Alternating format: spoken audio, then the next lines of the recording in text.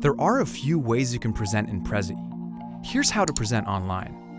First, if you're in the editor, simply click the blue Present button. Or, if you're on the dashboard, hover over the thumbnail and then click the play button. To go full screen, click on the button in the lower right corner.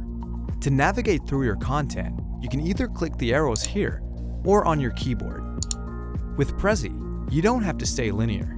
Instead, you can click on any topic anytime to conversationally present and jump right to the content that interests your audience the most. If you need to make a quick edit, click the Escape button and then click Edit to go back to editing your presentation. Then, get back to presenting anytime by clicking on Present here. Now it's your turn. Hit that blue button and start wowing your audience with Prezi next.